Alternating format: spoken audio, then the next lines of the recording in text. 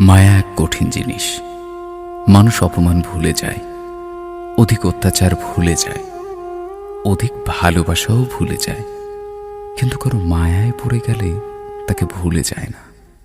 বেশিরভাগ মানুষ প্রথমবার ভালোবেসে ঠকে গিয়েও দ্বিতীয় কাউকে ভালোবাসতে পারে, তবে কিছু মানুষই প্রথম মানুষটির স্মৃতি আঁকড়ে ধরে বেঁচে থাকে, শুধুমাত্র মায়া থেকে বেরিয়ে আসতে না পারার কারণে, ভুলে যেতে না পারার কারণে।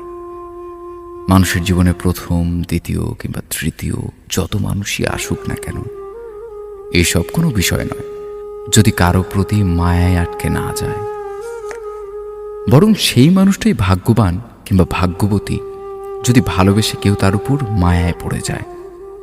মানুষ সব কিছু থেকে বেরিয়ে আসতে পারলেও যদি একবার কারো মায়ায় আটকে যায়, তবে সেই মায়া থেকে বেরিয়ে আসতে পারে না। মানুষ কয়েক বছরের সম্পর্কও সহজে ভুলে যেতে পারে, মায়া না থাকার কারণে। আবার কয়েকদিনের সম্পর্কও ভুলতে পারে না, মায়ায় ডুবে গেলে। কে তোমাকে কতটা ভালোবাসে কিংবা তোমাদের সম্পর্ক কতদিনের, এসব থেকেও বেশি গুরুত্বপূর্ণ কে তোমার কতটা মায়ায় পড়ে আছে। কাউকে ভালোবেসে মায়ায় ফেলতে পারলে সেখানে ভালোবাসার গভীরতা কিংবা সম্পর্কের বয়স নির্ণয় করার দরকার পড়ে না।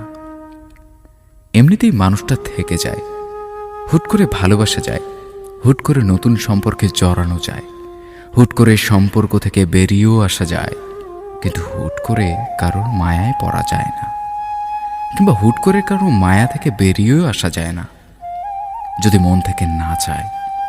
স্মৃতি মানুষকে যত বেশি কষ্ট দেয়, তার থেকে বেশি কষ্ট দেয় মায়া। মায়া এমন এক অদৃশ্য খুন যা দেখা যায় না, ছোঁয়া যায় না, শুধুমাত্র ভেতর থেকে অনুভব করা যায়। পৃথিবীর সব থেকে বড় অদৃশ্য খুনের নাম মায়া। একটা নির্দিষ্ট মানুষের জন্য মন খারাপ হলে ওই মানুষটা ব্যতীত পৃথিবীর আর কেউ মন ভালো করে দিতে পারে না। কেন যেন ওই মানুষটাকেই ম্যাজিশিয়ান মনে হয়, যে মানুষটার কাছে থাকলে কখনো একাকিত্ব অনুভব হয় না। সেই মানুষটা একটু আড়াল হলেই একাকিত্ব ঘিরে ফেলে। চারপাশে এত মানুষ থাকার পরেও কেউ একাকিত্ব দূর করতে পারে না। মনে হয় শুধুমাত্র ওই মানুষটা ব্যতীত আর কেউ একাকিত্ব দূর করার ক্ষমতা রাখেনি। যে মানুষটাকে দেখলে মনের ভেতর হাজারো অনুভূতি অনুভব হয়, সেই মানুষটা ছাড়া আর কাউকেই কোনো কিছুতে অনুভব করা যায় না। মানুষটাকে এতটাই আপন মনে হয় যেন সকল অনুভূতি শুধুমাত্র ওই মানুষটার জন্য